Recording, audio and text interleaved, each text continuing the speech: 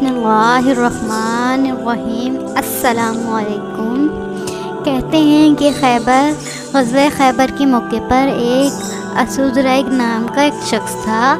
یہ ایک حبشی غلام تھا جو یہودیوں کے مویشی چرایا کرتا تھا۔ صحرا سے اس قدر مانوس تھا کہ اپنے وقت کا اکثر وہی حصہ گزرتا تھا۔ ایک دن شام کو آبادی میں پلٹ کر آیا تو دیکھا کہ سارے یہودی جنگ کی تیاریوں میں مصروف ہیں۔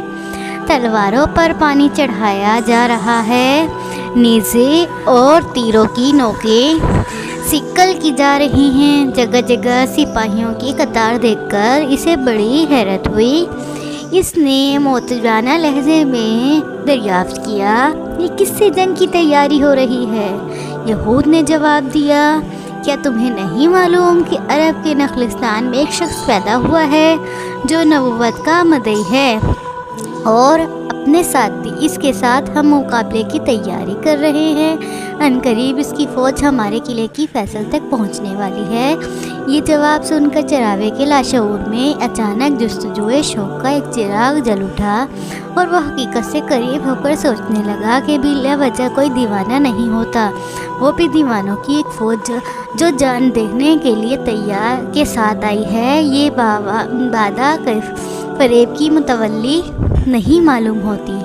یہ کشش صرف جمال حق کی ہے، ہو نہ ہو انہوں نے سچائی کا بے نقاب چہرہ دیکھ لیا ہے۔ یہ سوچتے سوچتے دفعتاً اس کے منہ سے ایک چیخ نکلی، یقیناً وہ ایک سچا پیغمبر ہے۔ یہ کہتے ہوئے اٹھا اور بکریوں کے ساتھ لیے ہوئے بدوبی کے عالم میں ایک طرف چل پڑا۔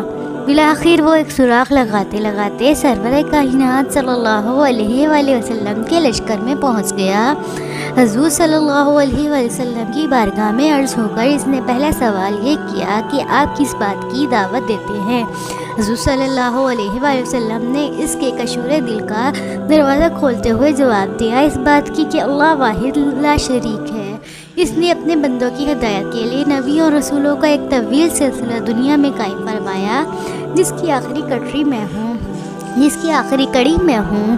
اس نے پھر دریافت کیا کہ اگر میں خدائے ذوالجلال پر ایمان لاؤں اور آپ کی نبوت کا اقرار کر لوں تو اس کا صلہ کیا ملے گا؟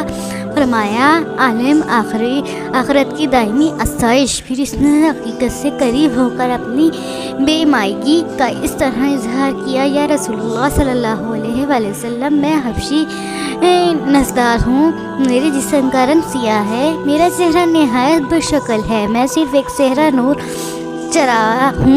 چراوا ہوں، میرے بدن سے پسینے کی بدبو نکلتی ہے۔ اگر میں بھی آپ کے دیوانوں کی فوج میں شامل ہو کر راہ خدا میں قتل کر دیا جاؤں تو کیا مجھے بھی جنت میں داخل ہونے کی اجازت مل سکے گی؟ ارشاد فرمایا، ضرور ملے گی۔ یہ سنتے ہی وہ موجود ہو گیا۔ اس عالم میں کلمہ پڑھ کر وہ مشرف با اسلام ہوا۔ اس کے بعد حضور پاک صلی اللہ علیہ وآلہ وسلم نے اس نے بکریوں کی بابت دریافت کی۔ رسول ارشاد فرمایا، دوسرے کی چیز ہمارے لیے حلال نہیں، انہیں قلعے کی طرف لے جاؤ اور کنکر مار کر ہنکا دو، یہ سب اپنے اپنے مالک کے پاس چلی جائیں گی۔ چنانچہ اس نے ایسا ہی کیا۔ اب اس سے بلبلہ شہادت کے ہی جان سے ایک لمحہ قرار نہیں تھا، فوراً الٹے پاؤں واپس لوٹ آیا اور مجاہدین اسلام کی صفوں میں شامل ہو گیا۔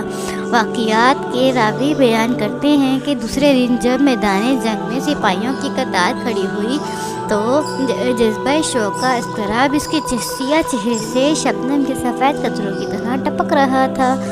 طبل جنگ بجتے ہی اس کے ضبط و شکیب کا بند ٹوٹ گیا اور ایک بےتاب دیوانے کی طرح دشمنوں کی یلغار میں کود پڑا۔ اس کے سیاہ ہاتھوں میں چمکتی ہوئی تلوار کا منظر ایسا دلکش معلوم ہوتا تھا جیسے کالے کٹاؤ میں بجلی کود رہی ہو۔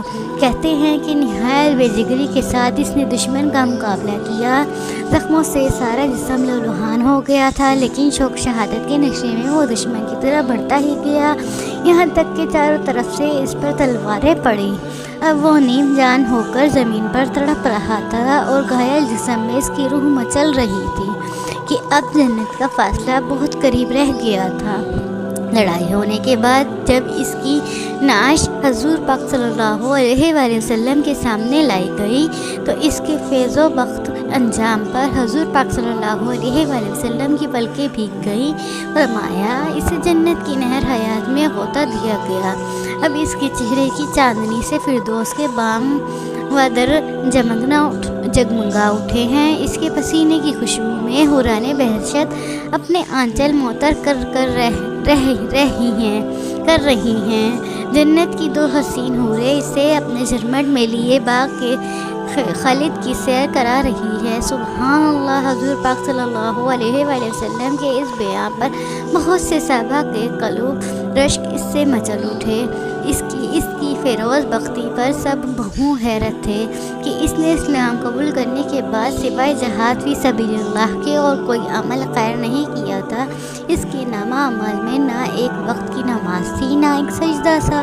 سفید و شفاف کفن کی طرح زندگی کا سادہ ورق لیے ہوئے گیا اور بڑے بڑے زاہدان شبزندان دار اپنے پیچھے چھوڑ گیا۔ سچ کہا ہے عارفان طریقت نے کہ عشق و اخلاص کی ایک جنون انگیز 1000 برس کی بے ریا عبادتوں اور حسنات کے بے شمار ذخیروں پر بھاری ہے۔ یہی وہ سکہ رائج الوقت تھا جس میں آج تک کہیں بھی کھوٹ نہیں نکلا اور کسی عالم میں بھی اس کے نرخ کے سطح نیچے نہیں اتری۔ جذبہ عشق کی ایک ہی چشت نے عالم اسفل کے خاک زادوں کو دام عرش تک پہنچا دیا، اور یہ محبت ہی غدار تھا جس نے کیسر و کسریٰ کے ایوانوں پر اپنی شوکتوں کے برسے اگائے اور روئے کائنات میں ان کی زمین کی بڑی سے بڑی عظمت کو اپنے قدموں تلے رون دیا۔ اللہ تعالی ہمیں نیک عمل کرنے اور اس پر عمل کرنے کی توفیق عطا فرمائے۔ امید ہے کہ آپ کو یہ واقعہ پسند آیا ہوگا۔ مزید واقعات کے لیے پلیز میرے چینل کو لائک، سبسکرائب اور شیئر کرنا مت بھولیے گا۔ دعاؤں میں یاد رکھیے گا۔ ملتے ہیں اگلے ویڈیو میں، تب تک کے لیے اللہ حافظ۔